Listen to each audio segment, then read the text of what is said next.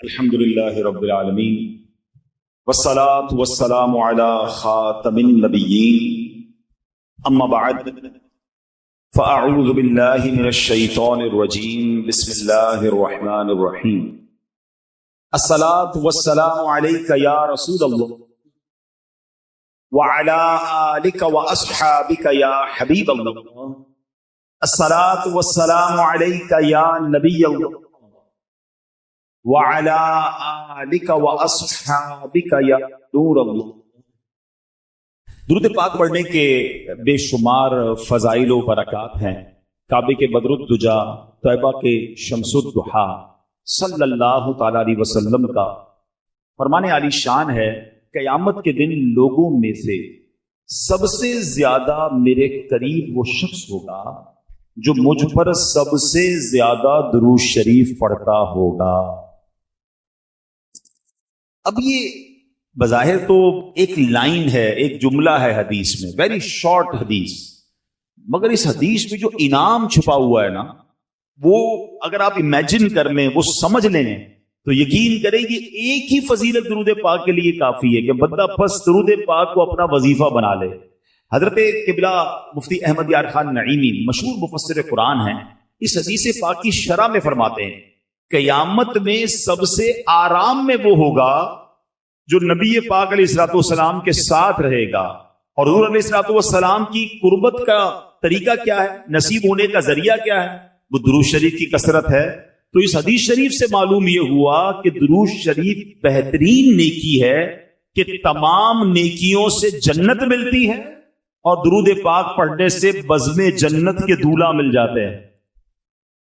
جو جنت کے دولہا ہیں، جن کے لیے یہ کائنات سجائی گئی ہے، اگر وہی مل جائیں، انہی کا قرب مل جائے تو پھر سبحان اللہ، پھر کون سی مشکل ہے۔ وہ شاعر کہتے ہیں نا، محشر ہے اگر محشر، کس بات کا ہم کو ڈر، محشر ہے اگر محشر، کس بات کا ہم کو ڈر، ہم جن کے ثنا خواں ہیں وہ بھی تو وہاں ہوں گے، آقا وہاں ہوں گے نا۔ اور اگر واقعی درود پاک پڑھتے ہوئے، ان کا ذکر کرتے ہوئے دنیا سے جائیں گے اور نبی پاک نے اپنا قرب عطا کر دیا، یقیناً پرابلمز بہت ساری ہیں، محشر میں کتنے مسائل ہیں۔ آپ کو میں کتاب چاہوں گا کہ آپ اس کا کم از کم ایک حصہ ضرور پڑھیں، پوری پڑھنے تو کیا بات ہے۔ بہار شریعت، مفتی امجد علی اعظمی صاحب نے کتاب لکھی ہے۔ بہار شریعت کا جو پہلا حصہ ہے نا، وہ ایمانیات پر ہے۔ میرا اور آپ کا اللہ کے بارے میں کیا عقیدہ ہونا چاہیے، نبی علیہ الصلوۃ والسلام کے بارے میں کیا عقیدہ ہونا چاہیے، صحابہ کے بارے میں، فرشتوں کے بارے میں، قیامت کے بارے میں۔ امیزنگ، بہت ضروری ہے، بیسک کتاب ہے، یہ ہمیں پتہ ہی نہیں ہوتا، ٹھیک ہے۔ لیکن اس کتاب میں جب آپ قیامت کا باب پڑھیں گے نا، آپ یقین کریں، میں نے کئی بار وہ باب پڑھا ہے، ہم جب پڑھتے ہیں ایسا فیل ہوتا ہے، مفتی صاحب نے ایسا لکھا ہے کہ قیامت ہماری آنکھوں کے سامنے طاری ہو رہی ہے کہ پہلے کیا ہوگا، پھر کیا ہوگا، پھر کیا ہوگا۔ اس انداز سے آپ نے اس کو بیان کیا ہے۔ اور وہاں آپ نے ایک جملہ لکھا کہ کوئی ایک مشکل ہو تو بیان کی جائے، کوئی ایک مصیبت ہو تو بیان کی جائے، ایک کے بعد ایک ڈیفیکلٹی ہے، یعنی قیامت کی ایک ہی مشکل کافی ہے نا کہ سورج 1 میل پر ہے، زمین تانبے کی ہے، اور سایہ بھی کوئی نہیں ہے، اور قیامت کا دن 50,000 سال کا دن ہے۔ فرمایا حدیثوں میں کہ بندہ اس قدر پیاسا ہوگا کہ العطش العطش، ہائے پیاس، ہائے پیاس کی صدایں بلند ہو رہی ہوں گی، لوگ اپنی پسینے میں ڈبکیاں کھا رہے ہوں گے۔ فرمایا یہ ایک ہی مشکل کافی تھی، یہی اتنی خطرناک ہے۔ مگر فرمایا صرف یہ نہیں ہے، اس گرمی کے عالم میں حساب بھی ہوگا، سوال جواب بھی ہوں گے، نامہ اعمال بھی کھولا جائے گا، پل صراط سے بھی گزارا جائے گا۔ آپ امیجن تو کریں کتنی مشکلیں، اللہ اکبر۔ مگر اتنی ساری مشکلوں کو جب آپ دیکھتے ہیں، اور پھر جب ایک ذات پاک کی طرف توجہ جاتی ہے، تو پتا چلتا ہے کہ ہر مشکل کا اگر کوئی سولوشن ہے تو جناب رسول اللہ صلی اللہ علیہ وسلم کے پاس۔ اعلیٰ حضرت لکھتے ہیں نا، سنتے ہیں کہ محشر میں صرف ان کی رسائی، سنتے ہیں کہ محشر میں صرف ان کی رسائی ہے، گر ان کی رسائی ہے لو جب تو بنائی ہے۔ آقا کی رسائی ہے، اور اگر کوئی امتی آقا کے قریب ہو گیا، پیاس بہت بھاری لگنی ہے، بالکل بات ٹھیک ہے، مگر اس دن ساقی کوثر کون ہوں گے؟ جام کوثر پلانے والا تو آقا ہی ہوں گے نا. اگر کوئی شخص نبی پاک کے قریب ہو جائے گا تو ہمیں بھی جام کوثر مل جائے گا, اور وہ جام کوثر ہے جس کے بارے میں حدیث پاک کے الفاظ کچھ اس طرح ہیں, شربتن ہنیئتم مریئا لا نظمع بعدہ ابدا. فرمایا ایسا شربت ہے, ایسا پیارا پانی ہے جو ایک بار پی لے اسے کبھی پیاس ہی نہیں لگنی ہے. اعلیٰ حضرت لکھتے ہیں نا کہ ٹھنڈا ٹھنڈا میٹھا میٹھا ٹھنڈا ٹھنڈا اور میٹھا میٹھا پیتے ہم ہیں پلاتے یہ ہے سلسلہ. یعنی آپ دیکھیے جو بھی مشکل ہے, اچھا اور کیا مشکل ہے؟ نامہ اعمال کھولے جائیں, عیب کھل جائیں گے, اتنے گناہ ہیں سب کو پتا چل جائے گا. جو پردہ ڈھکا ہوا ہے وہ پردہ کھلنے کا اندیشہ ہے. مگر میرے رضا کہتے ہیں کہ اپنے کرم سے ہم حلقوں کا, اپنے کرم سے ہم حلقوں کا پلہ بھاری بناتے یہ مل کر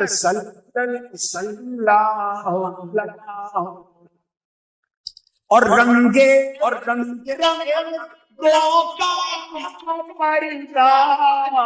رنگے بے رنگوں کا کر دامن ڈھک کر چھپاتے یہ ہے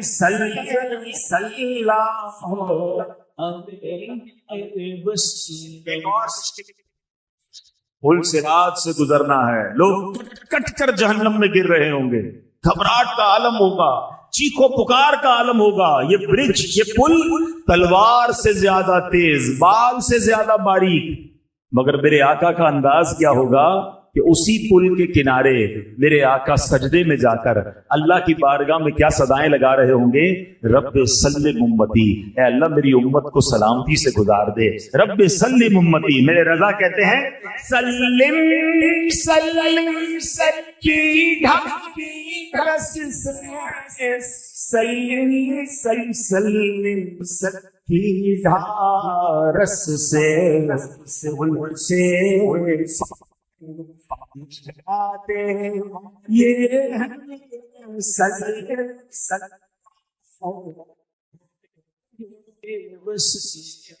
صفے کو کیا ملا کہ درود پاک ایک ایسا وظیفہ ہے جو قیامت کے دن کی مشکلوں میں کام آنے والا ہے. اچھا مزے کی بات ایک اور بات بتاؤں, درود پاک صرف قیامت کو کام آنے والا وظیفہ نہیں ہے, یعنی وہ تو انشاءاللہ ملے گا ہی. ادھر درود پاک پڑھو, ادھر بھی ٹینشنیں دور ہونا شروع ہو جائے گی, ادھر بھی کاروبار اچھا ہونا شروع ہو جائے گا, ادھر بھی پرابلم حل ہونا شروع ہو جائیں گی, ادھر بھی خوشیاں آنا شروع ہو جائیں گی. میں نہیں کہہ رہا, میرے آقا علیہ الصلوۃ والسلام فرماتے جس کا مضمون ہے کہ جس کو مصیبتوں نے پریشانیوں نے گھیرا ہو اسے چاہیے کہ کثرت سے درود پڑھے. درود پاک پریشانیوں اور مصیبتوں کو لے جا. درود پاک کو اپنا ورد بنا لیں. اب آج سے روزانہ کم از کم ہو سکے تو 1200 بار درود پاک پڑھیں, 313 بار تو کم از کم پڑھیں, تاکہ کثرت سے درود پاک پڑھنے والوں میں شامل ہو جائیں. آئیے مل کر محبت کے ساتھ بآواز بلند درود پاک پڑھ لیں. صلو علی الحبیب صلی اللہ تعالی علی محمد صلی اللہ علیہ وسلم. آج جس موضوع پر میں نے چند مدنی پھول پیش کرنے ہیں, یہ ہمارے معاشرے میں بہت تیزی سے پرابلم بڑھتی جا رہی ہے, بہت تیزی سے یہ ایشو جو ہے وہ بڑھتا جا رہا ہے, اور اس کی وجہ سے مسلمانوں کے دل ایک دوسرے سے دور ہو رہے ہیں, غلط فہمیاں جنم لے رہی ہیں. یعنی یوں سمجھیے کہ خاندانوں میں, دوستوں میں, رشتہ داروں میں اعتماد کم ہوتا جا رہا. وہ معاملہ کیا ہے میں عرض کرتا ہوں. پہلے میں آپ کو ایک واقعہ سنا. حضرت ابو بکر صدیق رضی اللہ تعالیٰ عنہ کا دور تھا, اور حضرت عمر فاروق رضی اللہ تعالیٰ عنہ ایک جگہ سے تشریف لے جا رہے تھے, تو راستے میں انہوں نے دیکھا کہ حضرت عثمان غنی رضی اللہ تعالیٰ عنہ کہیں بیٹھے ہیں, اور آپ رضی اللہ تعالیٰ عنہ کسی سوچ میں گم تھے. کبھی کبھی ایسا ہوتا ہے نا کہ آپ اور میں ایسی کسی سوچ میں ہوتے ہیں کہ سامنے سے کوئی گزر جائے پھر بھی پتہ نہیں چلتا, ہیں بعضوں کا بندہ ہاتھ ہلاتا ہے، بھائی کدھر ہو، میری طرف تو دیکھو. اچھا ہم کسی کو دیکھ رہے تو سمجھ رہے مجھے دیکھ رہا ہے، مگر ہم اسے نہیں دیکھ رہے ہوتے، ذہن کہیں اور ہوتا ہے. بندہ جب کسی گہری سوچ میں ہوتا ہے تو سامنے کیا ہو رہا ہے اس پر توجہ نہیں ہوگی. ٹھیک ہے. حضرت عثمان غنی رضی اللہ عنہ اسی کیفیت میں تھے. حضرت عمر فاروق رضی اللہ عنہ نے وہاں سے گزرے، آپ نے سلام کیا. یہ بھی سیکھنے کو ملا کہ جب کسی کو مسلمان کو دیکھیں، قریب سے گزریں تو سلام کریں. تو آپ نے سلام کیا. حضرت عثمان غنی نے جواب نہیں دیا. حضرت عمر فاروق کو بڑا اچھا لگا کہ عثمان غنی رضی اللہ عنہ نے جواب نہیں دیا مجھے. آپ چلے گئے حضرت ابوبکر صدیق رضی اللہ عنہ کے پاس، مسلمانوں کے پہلے خلیفہ کے پاس. حضور میں نے حضرت عثمان غنی کو سلام کیا، انہوں نے جواب نہیں دیا، لگتا ہے وہ مجھ سے ناراض ہیں، کوئی مس انڈرسٹینڈنگ ہو گئی ہے، تو مجھے سمجھ نہیں آ رہا انہوں نے جواب. وہ تو بالکل فوراً جواب دیتے ہیں، ہمارا تو بڑا پیار ہے آپس میں. تو حضرت ابوبکر صدیق رضی اللہ تعالیٰ عنہ نے معاملے کو پینڈنگ نہیں کیا کہ ٹھیک ہے بعد میں دیکھ لیں گے، میں بات کر لوں گا. آپ نے کہا چلو ساتھ چلو. حضرت ابوبکر صدیق حضرت عثمان غنی رضی اللہ عنہ کے پاس حضرت عمر فاروق کو لے کر آ گئے. جب وہاں پہنچے تو دونوں نے مل کے سلام کیا. حضرت عثمان غنی رضی اللہ عنہ دونوں کو جواب دیا. حضرت ابوبکر صدیق نے کہا کہ تھوڑی دیر پہلے عمر فاروق یہاں سے گزرے، آپ کو سلام کہا، آپ نے جواب نہیں دیا. حضرت عثمان غنی رضی اللہ عنہ کیا کہتے ہیں کہ کہتے ہیں حضور میں اپنے بھائی کا سلام کا جواب نہ دوں، ایسا تو ہو ہی نہیں سکتا، میں نے کیسے ایسا ہو سکتا جواب نہیں دیا. حضرت عمر نے کہا کہ میں نے آپ کے سامنے سے میں گزرا، میں نے آپ کو سلام کیا اور آپ نے جواب نہیں دیا. تو کہتے ہیں واللہ مجھے اس کی خبر ہی نہیں کہ آپ میرے سامنے سے کب گزرے، میری تو توجہ ہی کہیں اور تھی. تو سبحان اللہ. حضرت ابوبکر صدیق کہتے ہیں یہ تو بتاؤ کس سوچ میں تھے. اگر واقعی کسی ایسی گہری سوچ میں تھے کہ عمر فاروق کا گزرنا بھی تمہیں نہ سمجھ آیا، ہمیں تو بتائیے آپ کیا سوچ رہے تھے. اللہ اکبر. ہمارے یہاں کوئی کسی سوچ میں گم بھی ہوتا ہے نا تو سوچ ہوتی ہے کہ کاروبار کا کیا ہوگا، تو نوکری کا کیا ہوگا، دنیا کی پرابلم، یا بعض اوقات بدقسمتی سے کوئی کسی غلط کام، گناہوں والے کام کی توجہ میں گم ہو جاتا ہے. مگر جب کوئی عاشق رسول ہوتا ہے اس کی یادوں میں بھی نبی پاک علیہ الصلوۃ والسلام ہی بستے ہیں. اس کی یادیں بھی ہوتی ہیں تو آخرت کی ہوتی ہیں، اس کی یادیں بھی ہوتی ہیں تو جناب کسی نیکی کے کام کے کرنے کی عادت ہوتی ہے. ویسے کبھی سوچیں اس بات پر کہ مجھے اور آپ کو کبھی ایسا خیال آیا اور اس خیال میں ہم اتنے گم ہو گئے ہوں کہ میرا مرنے کے بعد کیا ہوگا، میری آخرت کیسی ہوگی، میرا جنت میں داخلہ کیسے ہوگا، یا کبھی جناب اس خیال سے مجھے اور آپ کو نیند نہ آئی ہو. ایسے تو بہت سارے لوگ ملتے ہیں کہ جناب دنیا کی ٹینشن کی وجہ سے، دنیا کے کسی پرابلم کی وجہ سے میں رات کو سو نہیں پایا، میری آنکھ کھل گئی. مگر ایسا کبھی ہوا کہ ایک رات نیند اس لیے نہ آئی ہو کہ یاد رسول نے تڑپا دیا ہو، پیارے آقا کے عشق نے تڑپا دیا ہو، دیدار رسول کے لیے میری آنکھیں بے قرار ہو گئی ہوں، مدینے کی یاد ہو اور میری آنکھوں میں آنسو ہوں، اور اسی آنسو کے ساتھ میری رات گزری ہو. کیا کبھی کوئی ایسی رات، کبھی کوئی ایسا دن ہم سے گزرا ہو؟ اللہ اکبر. یہ شعر کتنا پیارا ہے نعت کا. کاش میں اور آپ اس کے مستاق بن جائیں کہ دل میں ہو یاد تیری گوشے تنہائی ہو، دل میں ہو یاد تیری گوشے تنہائی ہو، پھر تو خلوت میں عجب انجمن آرائی ہو. اللہ کرے ہماری تخلیے بھی، ہماری خلوتیں بھی کبھی ایسی ہوں، اس طرح کی محفل ہو، کوئی نعت خواں نعت پڑھے اور عشق رسول والی نعت پڑھ لے، کبھی کبھی ہماری آنکھوں سے بھی آنسو بہ جاتے ہیں، کبھی ہم بھی مدینے کی یاد میں تڑپ جاتے ہیں. یقیناً یہ بڑی اچھی بات ہے. مگر سچ بتاؤں اصل مزہ کیا ہے کہ میں ہوں اکیلا اور میرا کمرہ ہو، مجھے کوئی دیکھ نہ رہا ہو، میری آنکھوں سے آنسو مدینے کی یاد میں بہ رہے ہو، میری آنکھوں سے آنسو نبی پاک کی یاد میں بہ رہے ہو. میں وہ رات تڑپ کر گزاروں کہ یا رسول اللہ میں بھی آپ کا امتی ہوں، مجھے بھی آپ کا دیدار نصیب ہو جائے. کبھی کوئی رات ایسی گزرے کہ اپنے گناہ یاد آئیں اور میں جا نماز بچھاؤں اور سجدے میں جا کر اپنے رب کی بارگاہ میں آنسو بہاؤں. یقین کریں کہ اکیلے میں آنسو بہانا اس کا لطف ہی اور ہے، اس کی چاشنی ہی اور ہے. تو بہرحال میرے پیارے اسلامی بھائیوں، حضرت ابوبکر صدیق پوچھتے ہیں سیدنا عثمان غنی سے، اے عثمان غنی ذرا یہ تو بتائیے آپ کس سوچ میں تھے؟ آپ پتہ ہے حضرت عثمان غنی رضی اللہ عنہ کیا بتاتے ہیں؟ آپ فرماتے ہیں کہ میں ایک ایسی گہری سوچ میں ڈوبا ہوا تھا کہ میں نے نبی پاک علیہ الصلوۃ والسلام سے آپ کی حیات طیبہ میں ایک سوال پوچھنا تھا، میں وہ سوال پوچھ نہیں پایا، کاش میں وہ سوال آپ سے پوچھ لیتے. حضرت ابوبکر صدیق رضی اللہ عنہ نے فرمایا وہ سوال کیا تھا؟ اے عثمان ہمیں تو بتاؤ وہ سوال کیا تھا؟ حضرت عثمان غنی کہتے ہیں کہ میں نے سوال یہ پوچھنا تھا کہ قیامت کے دن نجات کا دار و مدار کس بات پر، کون سی چیز ہوگی کہ جس کی وجہ سے قیامت کے دن نجات مل جائے گی، بندہ بخشا جائے گا؟ حضرت ابوبکر صدیق رضی اللہ تعالیٰ نے پتہ کیا جواب دیا؟ آپ نے فرمایا اے عثمان، میں نے اپنے آقا سے یہ سوال پوچھ لیا۔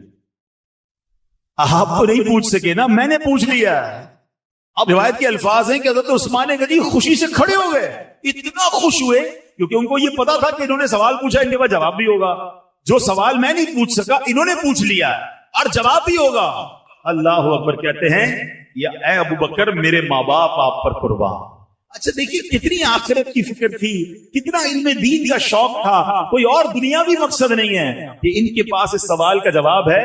خوشی سے جھوم اٹھے، کہتے ہیں ابو بکر میرے ماں باپ آپ پر قربان، آپ ہی ہم سے اس معاملے میں آگے بڑھنے میں حقدار تھے، کیا کمال آپ نے کر دیا ہے۔ اب مہربانی کریں جلدی سے جواب بتائیے کہ ہمارے آقا مدینے والے مصطفیٰ صلی اللہ علیہ وسلم نے کیا جواب ارشاد فرمایا؟ اچھا یہ وہ لوگ ہیں جو پہلے ہی بخشے ہوئے ہیں، یہ وہ لوگ ہیں جو پہلے ہی جنتی ہیں، جنہوں نے نبی پاک سے جنت کی بشارتیں سن لی ہیں، مگر پھر بھی ان کو پتا کرنا ہے کہ قیامت کے دن کیسے بخشے جائیں گے، نجات کیسے ہوگی۔ اب تک تو سوال سنا ہے کہ ہم میں سے کسی کے دل کی کیفیت ایسی بنی کہ یار جلدی سے مجھے بھی جواب پتا چل جائے، میں بھی اس پر عمل کر لوں اور قیامت کے دن میں بھی بخشا جاؤں۔ سنو اب حضرت ابوبکر صدیق کہتے ہیں میں نے نبی پاک سے پوچھا ما نجات هذا الامر، یعنی قیامت کے دن نجات کا دار و مدار کس بات پر ہے؟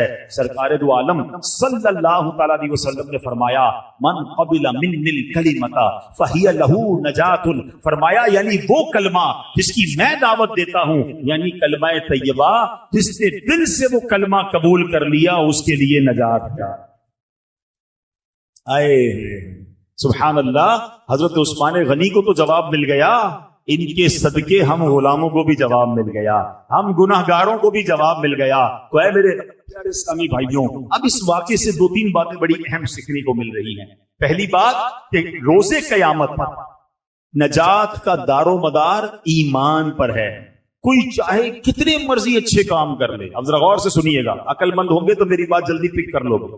کوئی چاہے کتنے ہی بڑے اچھے اچھے کام کر لے، پوری دنیا میں یتیم خانے کھول دے، دنیا بھر کے غریبوں میں کروڑوں اربوں روپے تقسیم کر دے، ہر بے گھر کو گھر بنا دے، ہر بھوکی کو کھانا کھلا دے، جتنے چاہے بھلائی کے کام کرتا رہے، اگر اس کے دل میں ایمان نہیں تو اس کی یہ ساری بھلائیاں بیکار ہیں، اللہ کے حضور کچھ بھی قبول نہیں ہوگا، کیونکہ دار و مدار کیا ہے؟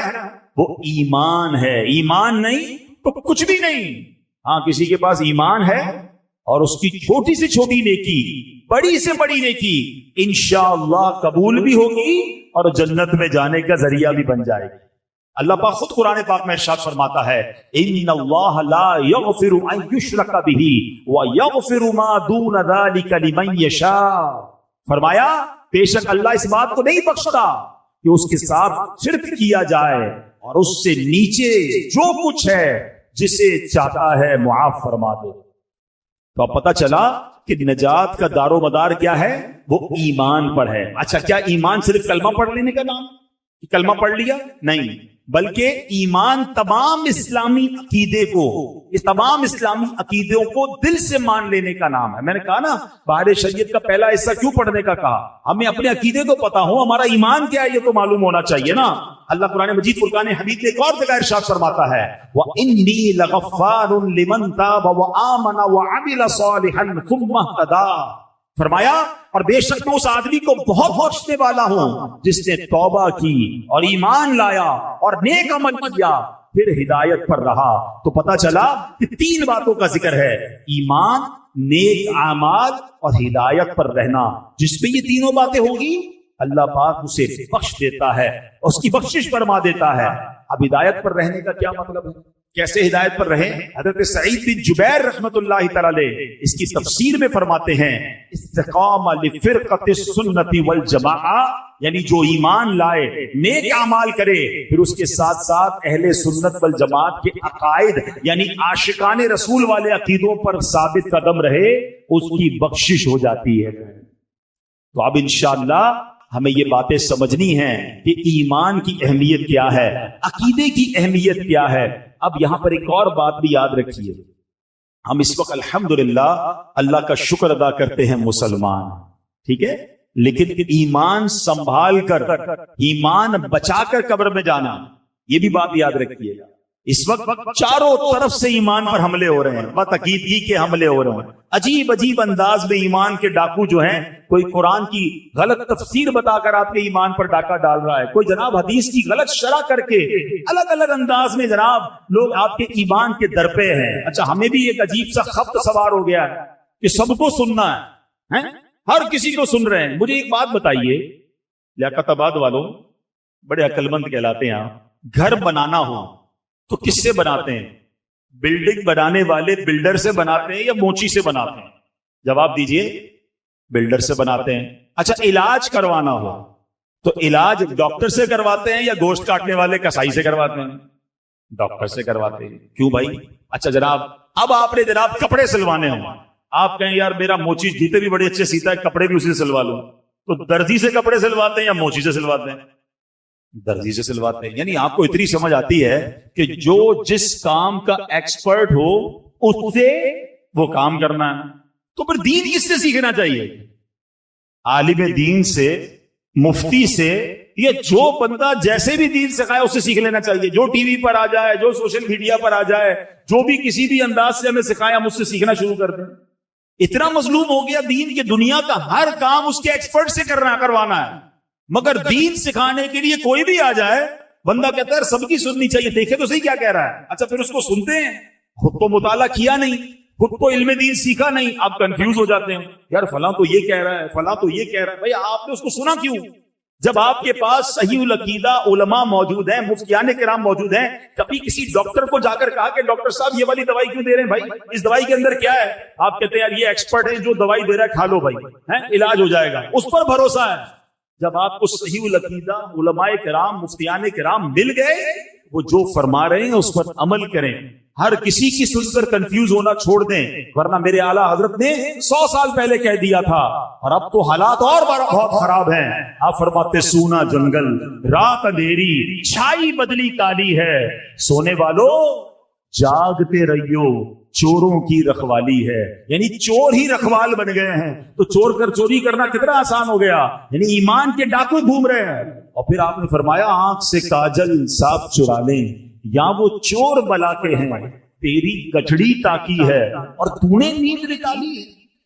ایسے شاطر چور ہیں کہ آنکھ سے کاجل چرا لیں۔ آنکھ سے کاجل کوئی چرا سکتا ہے کیسے؟